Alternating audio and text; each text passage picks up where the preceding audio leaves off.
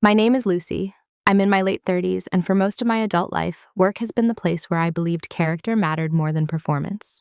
I've been described as steady, dependable, someone who listens more than she speaks, the kind of person managers trust with sensitive projects but rarely associate with ambition. People often assume I'm agreeable because I don't raise my voice, or harmless because I don't compete loudly. I've learned that when you're calm, people project simplicity onto you. They think they understand you fully, your limits, your patience, your role, without ever asking. This story isn't about revenge. It's not about winning. And it's not about exposing anyone publicly. It's about something quieter and more uncomfortable. What happens when trust is misplaced in a professional environment and how power actually shifts, not through confrontation, but through clarity. I trusted the wrong person at work, but that would make it sound like a single bad decision. The truth is more gradual. It's about small moments that don't register as betrayal until much later. It's about how they smiled in meetings and stabbed me later. Not dramatically, not obviously, but efficiently. For a long time, I believed that if I stayed consistent, fair, and ethical, things would resolve themselves. That silence was neutrality. That professionalism was protection. I didn't realize that silence is often interpreted as permission. What you're about to hear is a first-person account of how I went from being invisible to being unavoidable, without raising my voice, without humiliating anyone, and without breaking my own moral code. There are no villains here twirling mustaches, no explosive arguments, no sudden strokes of luck, just systems, people, and choices. This story moves slowly on purpose. It begins with how I was seen, or rather, not seen. It moves through the normalization of subtle disrespect. Then comes the shift, not an external event, but an internal one. From there, everything changes quietly, strategically, legally, ethically. If you're looking for drama, this may frustrate you. If you're looking for justice that doesn't require cruelty, you might recognize yourself in it. I'm sharing this because many people live through similar dynamics and assume they're alone, or weak, or imagining things. They're not. Sometimes the strongest move isn't to react. It's to observe, prepare, and choose the moment that aligns with who you want to be after it's all over. So before we begin, I want to ask you something gently. No judgment, just curiosity. Have you ever sensed that something at work wasn't right, even when everything looked fine on the surface? At work, I was known as someone solid, not brilliant, not bold, just solid. That word followed me for years, usually delivered as a compliment, sometimes as a dismissal. Solid meant reliable. It meant I didn't create problems. It meant things ran smoothly when I was involved, even if no one could quite explain how. I wasn't the loudest voice in meetings. I didn't interrupt. I didn't sell my ideas like they were miracles. I waited, I listened, I took notes. When decisions were made, I executed them cleanly. When something broke, I fixed it quietly before it escalated. People liked working with me because I reduced friction. I made their days easier. What I didn't realize, at least not at first, was that ease can become erasure. In meetings, people would summarize my points 5 minutes after I made them, as if they'd just thought of them. Sometimes they'd look around for confirmation, and I'd see heads nodding. No one looked at me. I told myself it didn't matter. The work was moving forward. That was the goal, right? When new hires joined, they were told I was the one who knows how things actually work. That sounded like respect, but it also meant I became the default for questions no one else wanted to answer. I was looped into everything and credited for very little. I had access without authority, responsibility without visibility. I didn't resent it. Not then. I thought this was the trade-off for stability. I'd grown up believing that if you kept your head down and did your job well, recognition would eventually find you. That fairness was slow, but reliable. People above me saw me as low risk. That was the phrase I heard once, unintentionally, when a manager didn't realize I was still on the call. Lucy's a safe pair of hands. Not someone you worry about losing, not someone you rush to promote, just safe. My peers saw me as agreeable, approachable, someone they could vent to without consequences. They shared frustrations with me that they'd never say out loud. They trusted me with their fears, their mistakes. I kept their confidence. I always did. What they didn't see was that I remembered everything, not in a bitter way, more like an internal archive. Who said what? Who took credit? Who stayed silent when it mattered? Who smiled warmly in meetings and became colder in private emails? Patterns don't announce themselves. They repeat quietly until you can't ignore them anymore. There was one colleague in particular, someone who was always pleasant, always supportive in public. They'd praise collaboration, talk about team wins. They'd ask for my input before meetings, nod thoughtfully, then present the conclusions as their own. At first, I assumed it was a coincidence. or miscommunication, or my own insecurity. I gave people the benefit of the doubt because I wanted to believe we were all operating in good faith. Looking back, I see how that belief shaped my role. I became useful but non-threatening, knowledgeable but deferential, someone whose absence would cause chaos, but whose presence was taken for granted. No one actively pushed me down. That's the uncomfortable part. There was no single antagonist, no dramatic slight I could point to and say, "That's when it started." Instead, there was a collective agreement, unspoken, gradual, about who I was allowed to be. I was allowed to support. I was allowed to fix. I was allowed to absorb. I was not expected to challenge, or claim, or step out of the space that had been quietly assigned to me. And because I didn't resist it, because I believed professionalism meant patience, that role solidified. This part of the story matters because it explains why what came later surprised everyone but me. From the outside, I looked unchanged, calm, consistent, predictable. Inside, something else was forming. Not anger, not ambition, but awareness. And once you truly see how you're being positioned, you can't unsee it. The first moment that stayed with me wasn't dramatic. That's what made it dangerous. It happened in a weekly planning meeting, one of those routine gatherings where nothing is supposed to change and therefore everything quietly does. I had spent the previous week untangling a workflow issue that had been slowing 3 departments down. It wasn't glamorous work, just cross-checking assumptions, tracing delays, documenting handoffs no one wanted to own. When I spoke, I kept it simple. I explained what I'd found. I outlined a solution that didn't require new tools or extra budget, just a small change in sequence. I wasn't trying to impress anyone. I just wanted the problem to stop repeating. There was a pause afterward, not uncomfortable, just neutral. Then the meeting moved on. 5 minutes later, someone else, someone with a more confident tone, someone who liked to summarize, reframed what I'd said, nearly word for word. They spoke as if the idea had occurred to them in that moment, their voice warming as they talked through it. "This might be a way to streamline things," they said. Heads nodded. Someone smiled. The manager leaned forward, interested. "That's a great idea," he said. "Let's explore that." No one looked at me. I felt something then. Not anger, not embarrassment, just a quiet disorientation, like realizing you'd spoken out loud but hadn't made a sound. I glanced down at my notes to make sure I hadn't imagined it. I told myself it was nothing. Meetings are messy, ideas overlap. Credit is rarely precise. I didn't want to be the kind of person who keeps score, so I stayed silent. Afterward, the colleague stopped by my desk. They smiled easily. "Good meeting," they said. "Thanks for your input earlier." I nodded. I smiled back. I said nothing.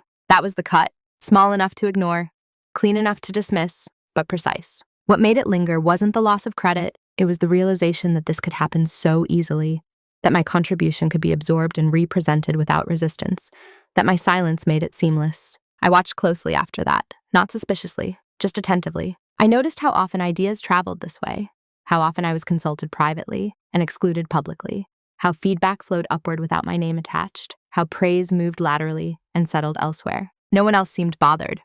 Or maybe they were, and they'd learned to live with it. The culture rewarded confidence, not accuracy, visibility, not depth. I told myself I was being sensitive, that this was the cost of collaboration, that my value wasn't tied to recognition. But something had shifted, not in how I acted. Externally, nothing changed, but in how I listened. I started noticing the language people used around me as "at least they will handle it." "Lucy's already across that." "Lucy doesn't mind." Those sentences were never said with malice. That was the problem. They were said with comfort, with an assumption. The colleague from the meeting continued to be friendly, supportive. In group settings, they praised teamwork. In private, they asked for my thoughts. I gave them carefully. Still generously, but with an internal note attached. Not a grudge, a record. The first small cut taught me something important. Disrespect doesn't always announce itself. Sometimes it wears politeness. Sometimes it hides behind efficiency. Sometimes it's so normalized that pointing it out makes you look unreasonable. So I didn't point it out. I didn't confront. I didn't correct. I didn't reclaim the moment. Instead, I did what I'd always done. I observed. And in that observation, I began to understand the environment I was in. Not hostile, not overtly unfair, just quietly extractive. It was a place where contribution flowed upward and sideways, rarely back to the source, where those who spoke last were remembered more clearly than those who spoke first. That realization didn't harden me. It clarified me. And clarity, I would later learn, is far more disruptive than anger. Once you notice a pattern, you start seeing it everywhere. What had felt like an isolated moment slowly revealed itself as routine, ideas drifting away from their origin. Responsibilities are accumulating quietly on my desk. Decisions are being discussed around me instead of with me. None of it was overt. That was the part that made it easy to tolerate and easier for everyone else to ignore. The same colleague continued to ask for my thoughts before meetings. I'd receive a casual message, "Can I run something by you?" Or, "Would love your take on this before tomorrow." I answered honestly and thoroughly. I believed that collaboration meant sharing thinking, not guarding it. In meetings, those thoughts resurfaced, polished, condensed, delivered with confidence.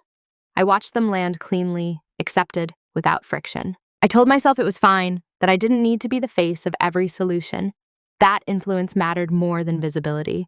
That staying out of office politics was a strength, not a weakness. Silence became my default response, not because I was afraid, but because it felt reasonable. Each time something similar happened, I found an explanation that protected the peace.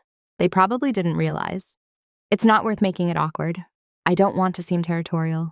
This isn't personal. And maybe, individually, none of those moments were personal, but together they formed something else entirely. I began to notice how often I was described in functional terms, not as someone with insight or leadership, but as someone who sat things moving, someone who filled gaps, someone who was always there. That kind of language sounds appreciative until you realize it doesn't lead anywhere. It keeps you exactly where you are. When performance reviews came around, the feedback was consistent. I was praised for reliability, for institutional knowledge, for being a stabilizing presence. Then came the familiar phrase, "We'd like to see you be a bit more visible."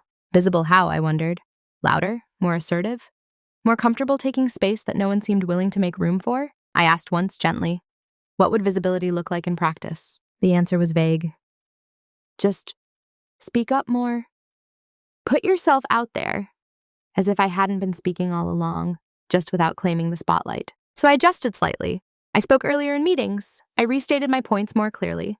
For a while it helped, then the pattern adapted. Someone else echoed me, or summarized, or reframed. The system was efficient. It didn't need to silence me, it just needed to redirect attention. What surprised me most was how quickly this dynamic became normal. Not just for them, but for me. I started anticipating being overlooked. I lowered my expectations. I stopped imagining certain outcomes. Not consciously, but gradually. Like furniture being moved a few inches at a time until the room feels smaller and you can't quite remember why. I didn't feel angry. I felt tired. There's a particular exhaustion that comes from being useful without being seen, from carrying weight that isn't acknowledged, and then being told you're not stepping up enough. Still, I stayed.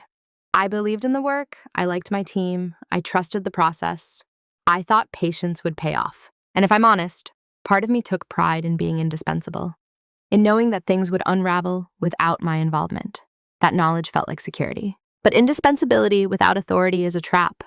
You become necessary but replaceable, trusted but overlooked. The smiles continued, the friendliness, the collaborative language. On the surface, everything was fine, better than fine. Underneath, something was being quietly normalized. The idea that my role was to contribute without claiming, to support without leading, to absorb without acknowledgement. I told myself I could live with that not everyone needs to be visible to be valuable. What I didn't realize was that by normalizing the disrespect, I was also teaching people how to treat me. And once a behavior becomes normalized, it stops being questioned. It just becomes the way things are. The realization didn't arrive all at once. It settled in slowly, like a conclusion I'd been avoiding because it felt uncharitable. I had been assigned a role, not officially, not in any document or job description, but it was there, reinforced daily through expectation and omission. I was the one people relied on to make things work, quietly, efficiently, without complication. The problem solver behind the scenes, the person you go to when something is stuck, but not the person you elevate when it's moving. Once I saw it, I couldn't stop seeing it. When leadership discussed future initiatives, my name didn't come up, not because I lacked experience, but because I already had a function. I was the stabilizer. You don't move stabilizers, you lean on them. When timelines were tight, work flowed toward me. When credit was distributed, it flowed around to me. I wasn't excluded. I was simply assumed. I noticed how often decisions were made that affected my workload without my input. Not out of disregard, but out of confidence. Lucy will manage. Lucy won't push back. Lucy understands. And I did understand. That was the problem. I understood the pressure everyone was under, the incentives, the fear of rocking the boat. I understood how organizations reward those who make themselves visible, not necessarily those who make things function. So I accommodated, I adjusted, I absorbed. The colleague who had first reframed my ideas now occupied a clear space in the room. They were seen as strategic, vocal, leadership adjacent. I was seen as operational, dependable, supportive. Both roles were necessary. Only one was I began to realize that my consistency had made me predictable, and predictability in certain environments becomes a ceiling. No one expected me to challenge decisions publicly. No one worried I'd escalate issues. No one imagined I might step outside the role they'd grown comfortable with. That comfort was mutual at first. It allowed me to work without conflict, but it also allowed others to define my boundaries for me. There was a moment, small, unremarkable to anyone else, when this became unmistakable. A leadership meeting was scheduled to address a process I had built from the ground up. I wasn't invited. When I asked why, the answer was immediate and unthinking. We didn't think you'd want to sit through that. They weren't trying to exclude me. They genuinely believed they were sparing me. That's when it became clear. My role wasn't just assigned by others. It was maintained by my compliance. I wasn't invisible because I was overlooked. I was invisible because I was convenient that way. That realization didn't make me angry. It made me still. For the first time, I stopped asking how to be seen within the existing structure. I started asking a different question. What happens if I step out of it entirely? I didn't act on that thought yet. I wasn't ready, but the question lingered. I looked at my work differently. I noticed how much institutional knowledge lived only in my head or in my private notes. How many processes depended on my memory, my judgment, my discretion. How often was I the bridge between departments that didn't speak the same language? I had leverage. Not dramatic leverage, not the kind you threaten with, the quiet kind that comes from being at the center of how things actually function. I hadn't used it because I hadn't needed to, because I believed good faith was enough. Now I understand something crucial. Roles don't change because you deserve more. They change because the system is forced to adapt. I wasn't ready to force anything, not yet, but I stopped trying to fit the role I'd been given. And in that pause, between compliance and action, something began to shift internally. I was no longer asking for space. I was deciding when and whether to take it. The day everything shifted didn't look important from the outside. There was no argument, no raised voices, no dramatic email. It was an ordinary Tuesday, the kind that blends into every other week without leaving a mark. If you'd asked anyone else what happened that day, they wouldn't remember it at all. I remember it clearly. I was sitting in a conference room, listening to a presentation about a new operational framework. Slides moved steadily across the screen. Familiar language, familiar diagrams. My language, my diagrams. The framework had been introduced as a collaborative effort, a team-developed solution. My name appeared once, in small text, alongside several others. No distinction, no context. As the presenter spoke, I realized something that stopped me cold. Not emotionally, but cognitively. This wasn't an oversight. It was the natural outcome of everything that had come before. No one had taken anything from me. I had given it. Freely, repeatedly, without condition, without boundary. And in doing so, I had trained the system to function exactly as it was. That understanding landed quietly. No surge of anger, no urge to correct the record, just a clear, almost clinical awareness. I watched the room instead of the slides. I watched who leaned forward when certain points were made, who nodded, who looked bored. I watched how authority circulated, not through accuracy, but through confidence and positioning. For the first time, I wasn't participating. I was observing from a distance. I realized then that I had been confusing contribution with influence. They're not the same thing. Contribution keeps things moving. Influence decides where they move.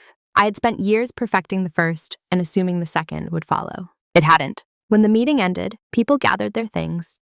There was casual praise. Great work, everyone. Someone patted the presenter on the shoulder. They smiled, gracious, already thinking about the next step. No one spoke to me. I didn't feel slighted. I felt finished. Not finished with the job. Finished with the illusion. I returned to my desk and opened my notebook, the one I'd kept for years. It wasn't a diary. It was a record. Processes, decisions, conversations, patterns. At the time, I told myself it was just how I stayed organized. Now I saw it differently. I didn't add anything that day. I didn't need to. I just flipped through the pages and saw the shape of my own involvement laid out in ink. The dependencies, the assumptions, the way my silence had smoothed everything over. That was the moment I stopped seeing myself as part of the background and started seeing myself as infrastructure. And infrastructure, when it shifts, changes everything above it. I didn't confront anyone. There was no point. Confrontation would have required them to acknowledge something they didn't even perceive as an issue. It would have made me emotional in a system that rewards composure. Instead, I made a decision, not an action, just a decision. I would stop offering unclaimed value, not out of spite, out of alignment. If I were going to contribute, it would be within structures that recognized contribution properly. If I were going to share insight, it would be in ways that couldn't be absorbed without acknowledgement. And if that wasn't possible, I would stop sharing. This wasn't withdrawal, it was recalibration. I finished the day as I always had, responded to emails, closed loops, helped where it asked. No one noticed anything different, but internally, something fundamental had changed. I no longer believed that staying quiet was neutral. I understood now that silence is a position, and I had been occupying it for far too long. That day didn't mark the beginning of action. It marked the end of waiting. After that day, my behavior didn't change in any obvious way. That was intentional. I still arrived on time. I still met deadlines. I still spoke politely in meetings. From the outside, I was exactly who I had always been. Steady, reliable, unremarkable. The difference was internal. Before, my silence had been reactive, a byproduct of courtesy, patience, and the desire to avoid conflict. Now it was deliberate, chosen, structured. I stopped filling in gaps that hadn't been assigned to me. When questions were vague, I asked for clarity instead of providing solutions. When ideas were half-formed, I let them remain that way unless I was explicitly invited to contribute, and credited accordingly. This wasn't passive aggression. It was precision. People didn't notice at first. They were used to my availability, used to my anticipatory help, used to smooth things over before problems reached the surface. So when I stopped doing that extra, invisible labor the assumption was that I was simply busy. That's okay, Lucy will catch it later. I didn't. In meetings, I spoke only when my role required it. No preemptive insights. No behind-the-scenes coaching. When someone asked for my thoughts privately, I asked them to include me in the official discussion. Happy to share. Let's put it on the agenda. That sentence did more than any confrontation ever could. Some people interpreted the shift as disengagement. Others experienced fatigue. A few saw it as a weakness, a loss of interest, maybe even confidence. The colleague who had often reframed my ideas seemed unaffected at first. They continued presenting, continued speaking with certainty. But without my input, their proposals began to show cracks, not dramatic failures, just small inconsistencies, overlooked dependencies, timelines that didn't quite hold. Nothing catastrophic, just enough friction to be noticed. I watched it happen without satisfaction. This wasn't about proving anything, it was about letting the system operate without my silent corrections. What surprised me was how uncomfortable people became with my restraint. They were used to my reassurance, my quiet competence, my willingness to absorb uncertainty. Without it, conversations lingered, decisions took longer, follow-up questions increased. Still, no one asked me directly what had changed. It was easier to assume I was having an off period than to question the structure that had relied on my invisibility. Silence, when chosen, has a different weight. It forces others to confront the absence of what they'd been taking for granted. And often they don't recognize the source. They just feel the gap. I documented everything during this time, not emotionally, methodically, requests made, decisions deferred, outcomes delayed. I wasn't collecting ammunition, I was creating a map. The more I stepped back, the clearer that map became. I saw where authority sat and where accountability didn't. I saw who was praised for clarity that they hadn't created. I saw how often I'd been the quiet buffer between intention and execution. And I saw something else too. No one rushed to replace what I'd withdrawn. They assumed I'd return to form. That assumption was my leverage. By staying calm, by remaining professional, I gave no one a reason to confront me. No opening to frame me as difficult or disengaged. I was still meeting expectations, just not exceeding them in ways that benefited others more than myself. Silence became a mirror. It reflected the structure, exactly as it was. And the longer I held it, the more clearly others were revealed. Not in malice, but in habit. I wasn't being underestimated anymore. I was being misunderstood. And that misunderstanding bought me time. While everyone was busy interpreting my quiet as withdrawal, I was doing the most focused work of my career. Not publicly, not performatively, quietly. I had learned something important by then. People watch behavior, not intention. And because my behavior looked unchanged, calm, compliant, unthreatening, no one thought to look closer. That was their mistake. I began by tracing dependencies, not just formal ones listed in org charts, but real ones, the kind that live in calendars, inboxes, and habits. Who asked me questions before making decisions? Who relied on my judgment without looping me into the credit? Which processes stalled when I wasn't nudging them forward? I already knew much of this instinctively. Now I made it explicit. My notebook became more than a record. It became a system map. I documented workflows end to end, not because I was planning to leave, but because I wanted to understand how deeply my judgment was embedded in outcomes others assumed were automatic, where discretion lived, where interpretation mattered, where things worked not because of policy, but because I knew how to translate between people who didn't. I paid attention to language, to how requests were framed, to what urgency was communicated, to those who had the authority to decide, and who simply absorbed the consequences. What struck me most was how little redundancy existed around my role. Not officially. On paper, there were backups. In reality, those backups came to me when things got complicated. I didn't hoard information. I organized it. I made sure everything I handled could be understood, audited, and, if needed, transferred. Not as an act of generosity, but as an act of self-respect. Knowledge that lives only in your head keeps you trapped. Knowledge that's structured gives you options. At the same time, I stopped rescuing unclear decisions. When instructions were ambiguous, I asked for confirmation. When timelines conflicted, I flagged them early instead of fixing them quietly. When assumptions were wrong, I documented the correction instead of absorbing the cost. None of this was confrontational. It was professional, but it changed the texture of things. Meetings became more precise when I was present. Emails became more careful. People realized, without ever articulating it, that my silence no longer meant consent. Still, they didn't notice the preparation. They didn't see me strengthening my external network, reconnecting with former colleagues, taking quiet calls during lunch, learning how my skill set translated outside the narrow frame I'd been placed in. They didn't see me reviewing contracts, policies, escalation paths, understanding not just what I did, but what I was accountable for and what I wasn't. Most importantly, they didn't see me detach emotionally, not in a cold way, in a clear way. I stopped needing validation from people who benefited from my invisibility. I stopped interpreting politeness as loyalty. I stopped confusing familiarity with alignment. That detachment freed up an enormous amount of energy. Instead of asking, why are they doing this? I asked, what does this structure reward? Instead of asking, how can I be seen? I asked, what happens if I'm not? The answers were instructive. I began positioning myself, not above anyone, not against anyone, but alongside systems rather than personalities. I aligned my work with formal authority instead of informal expectation. I made sure my contributions were visible where they mattered and contained where they didn't. People still smiled in meetings, still used collaborative language, still assumed I was there to support. They had no idea that the version of me they'd grown comfortable with was already gone. What remained was quieter, more precise, less generous with unreciprocated effort. And because there was no drama, no disruption, no emotional signal to react to, they stayed relaxed. They thought nothing was happening. That's the thing about preparation done properly. It doesn't announce itself. By the time anyone realized the ground had shifted, the map was already complete. The reveal didn't come as a shock. It came as confirmation. By the time I saw it clearly, I had already sensed it for weeks. An imbalance so obvious once named that it was almost embarrassing no one had noticed it earlier, including me. It happened late one evening, after most people had logged off. I was reviewing a sequence of decisions tied to a long-running initiative, one that crossed departments, vendors, and leadership oversight.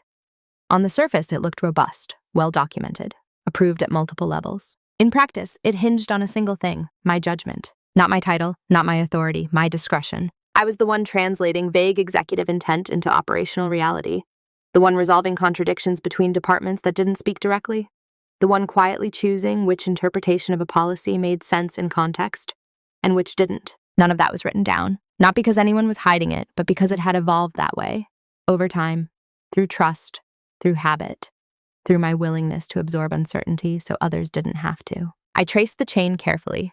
If I stepped away from certain decisions, if I stopped interpreting, stopped smoothing, stopped compensating, things wouldn't collapse.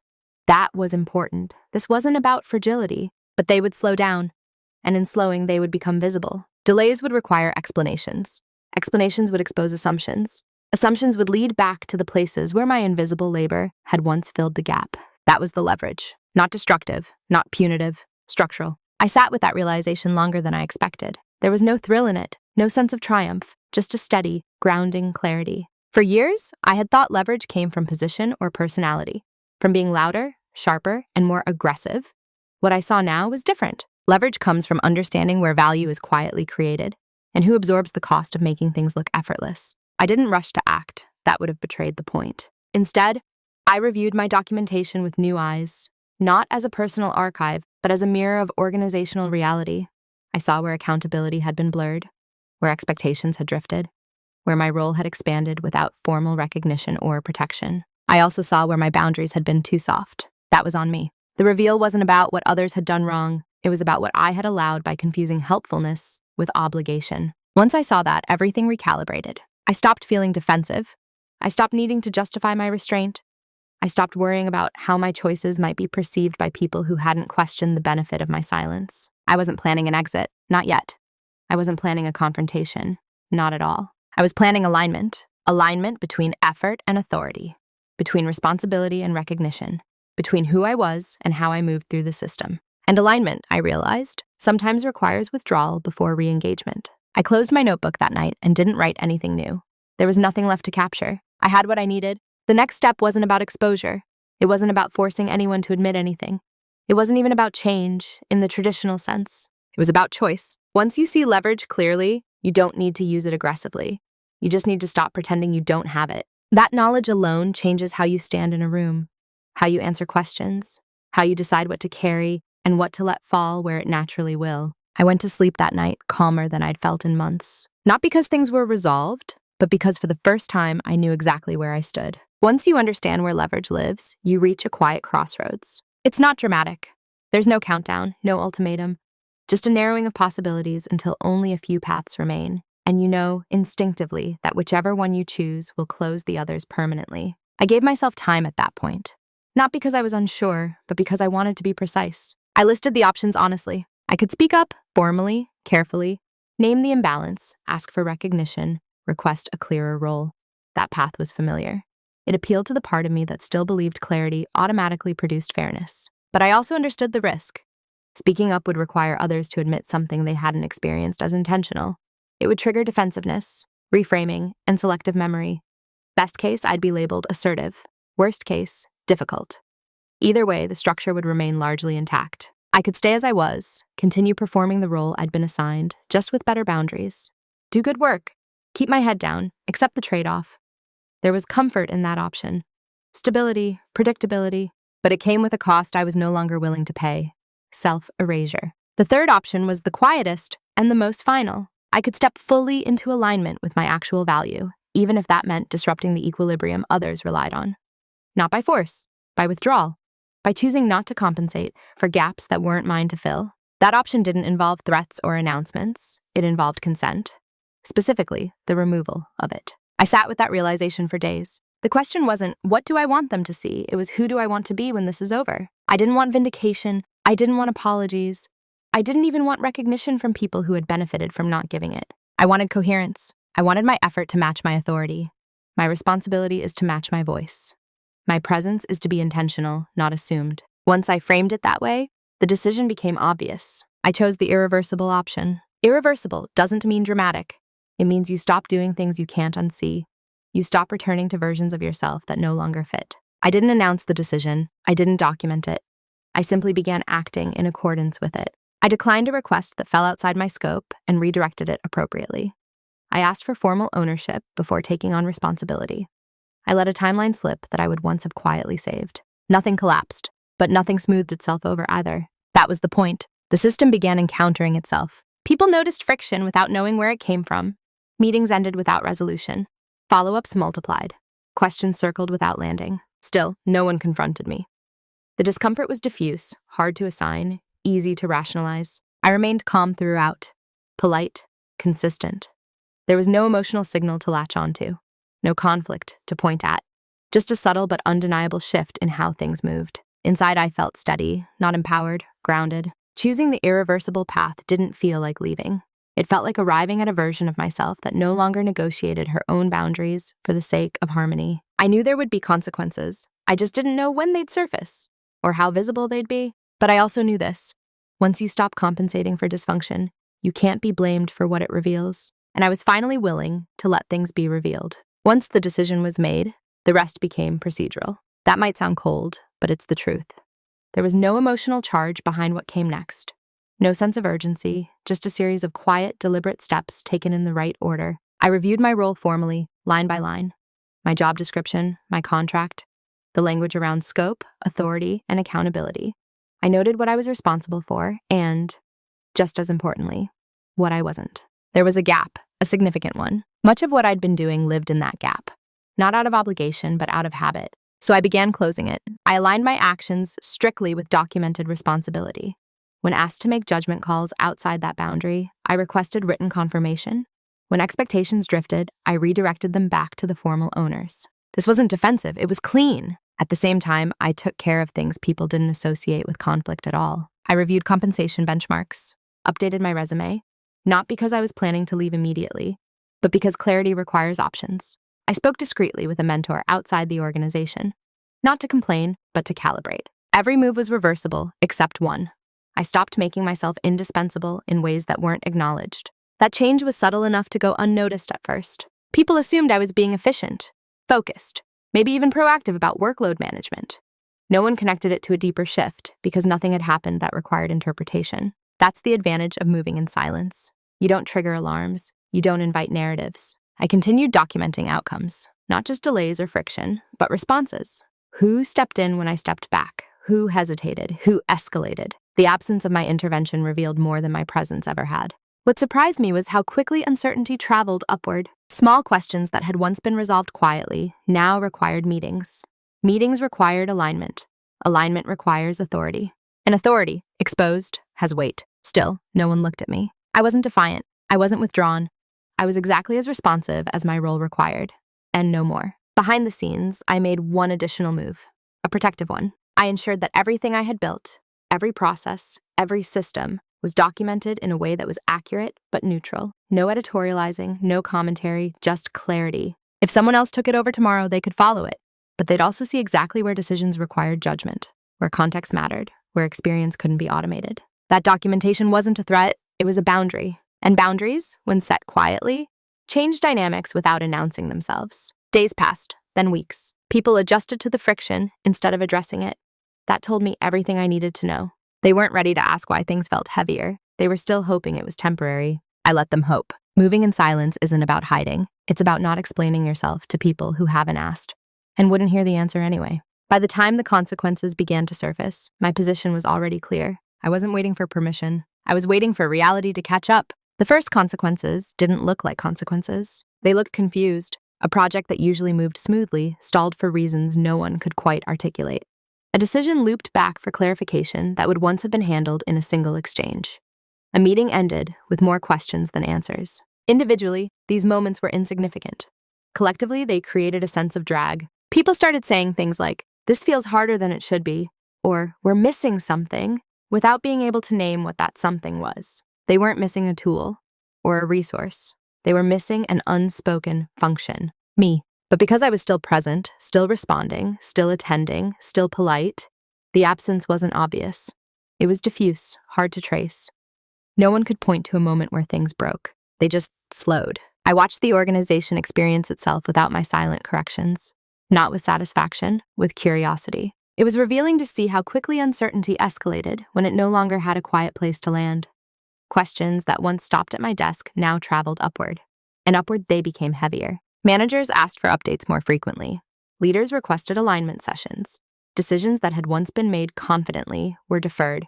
And still, no one connected the shift to me. Why would they? I hadn't changed, as far as they could see. The colleague who had often taken the lead began to feel the pressure first. Their presentations grew more cautious. They asked more questions in meetings. They started looping me in, publicly this time. "Lucy, does that align with what you're seeing?" It was a subtle shift, not an apology, no recognition, just an instinctive reach towards stability. I answered carefully, factually, without filling in gaps that weren't named. "Yes, that's consistent with the current process," I said once. Or, "That would require clarification from compliance." No more, no less. They looked slightly unsettled each time. Not offended, just unsure. Others began doing the same, asking for my confirmation, seeking reassurance. The system was trying to re-anchor itself, but anchoring requires acknowledgement, and no one had offered that yet. The discomfort spread quietly, not as blame, but as fatigue. People worked harder to achieve outcomes that had once felt effortless. They stayed later. They scheduled more calls. And in those moments, something interesting happened. I was no longer invisible, not because I was being praised, but because my absence from the margins was being felt. Still, no one confronted me. That would have required naming the dynamic, and naming it would have required admitting how much had rested on someone they hadn't fully seen. It's easier to feel the loss than to trace its source. I remained steady throughout, not defensive, not smug, just present. There's a particular power in not reacting when others begin to feel the consequences of a system you once held together. Not power over them, power over yourself. I didn't explain. I didn't volunteer insight. I let the process speak. By the end of that phase, people were tired, not burnt out, confused. The kind of confusion that comes from realizing something you relied on wasn't guaranteed. The consequences had begun. They just didn't know where they were leading yet. The shift from confusion to panic was subtle, but unmistakable. It began when leadership started asking the same questions more than once. Not for clarity, for reassurance. When answers didn't land cleanly, when follow-ups multiplied instead of being resolved, a quiet urgency entered the room. People sensed that something fundamental had changed, even if they couldn't articulate what it was. Meetings became longer, more people were invited, decisions were revisited, language softened. Less certainty, more hedging.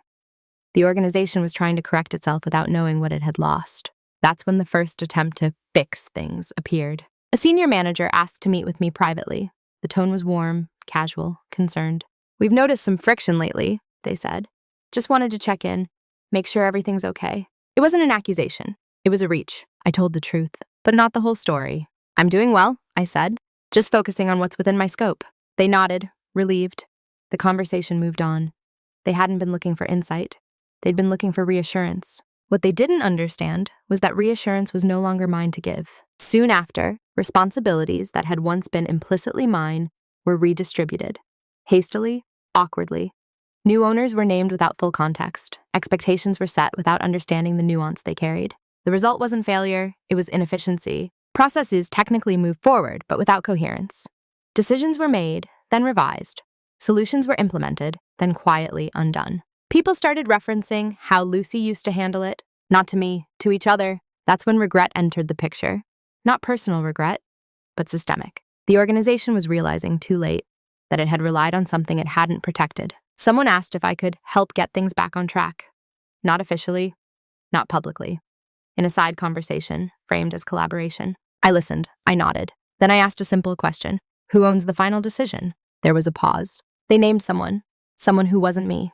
Then they should decide, I said. It wasn't defiance, it was alignment. That moment closed the door. After that, the tone shifted again.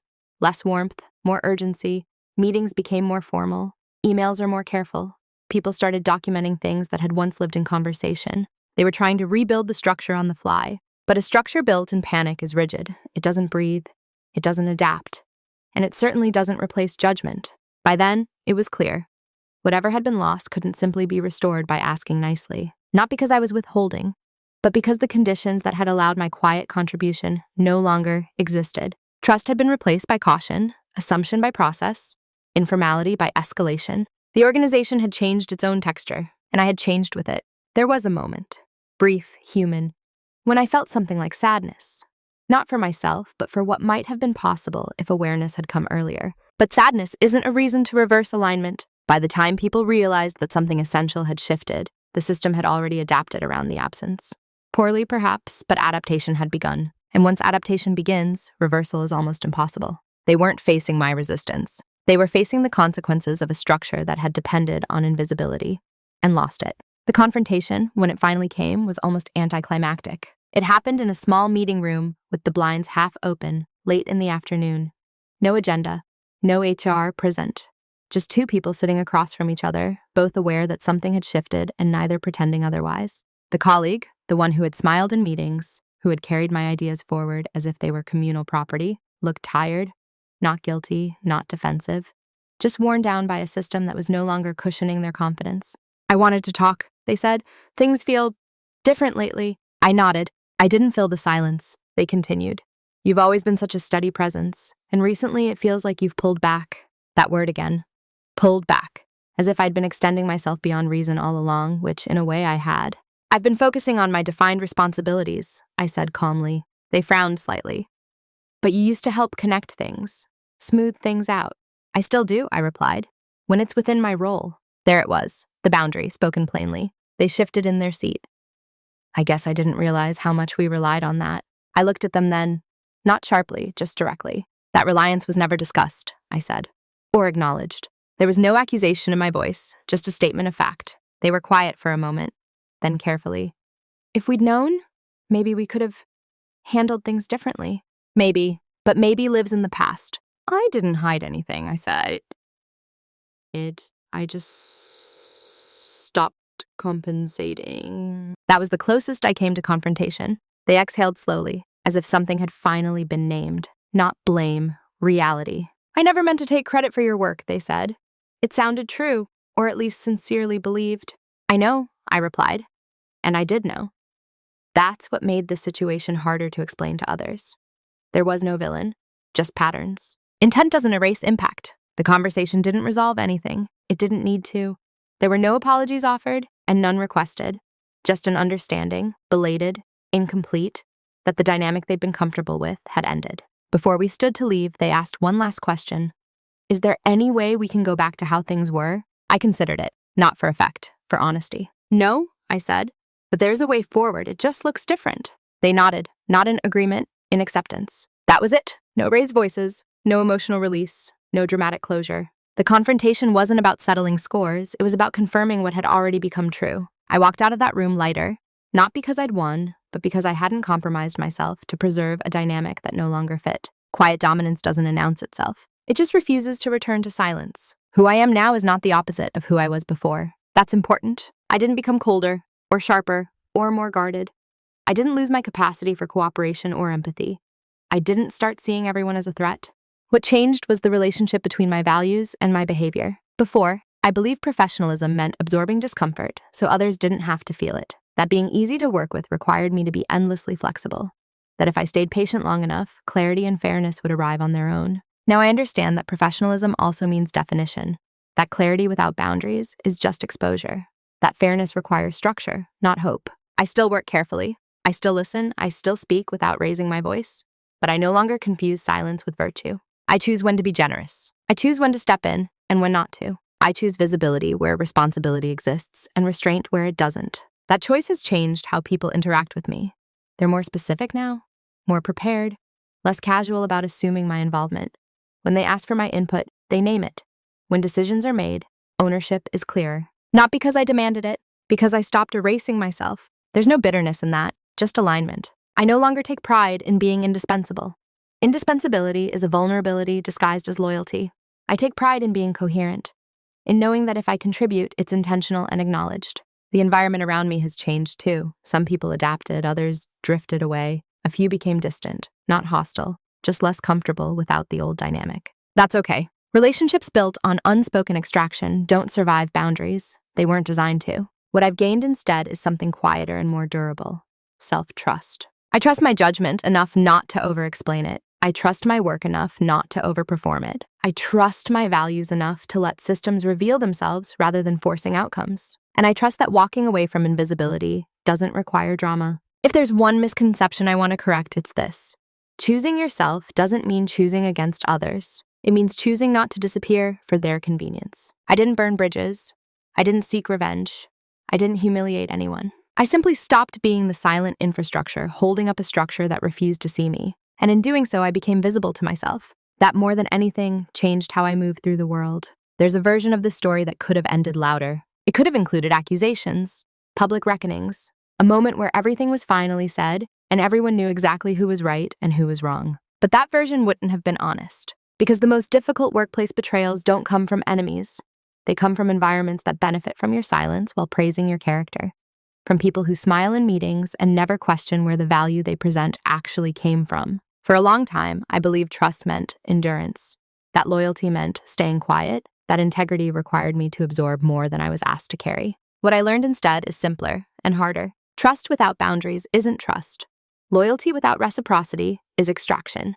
And silence, when it protects everyone but you, is not professionalism. This story isn't about punishing anyone.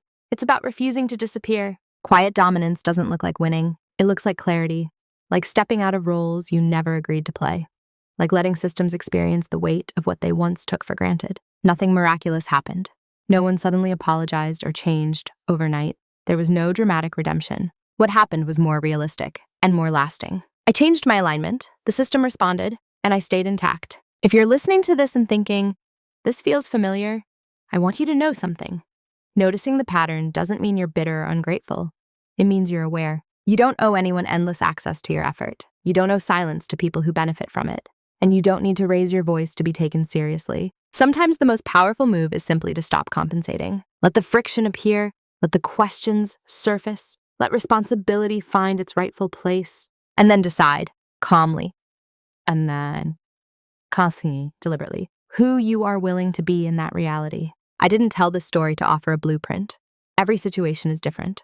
But I did want to offer language for an experience many people struggle to name. So I'll end with one question, and I'd genuinely like to hear your thoughts in the comments. Have you ever realized that your silence at work was being mistaken for consent? And what did you do when you saw it clearly?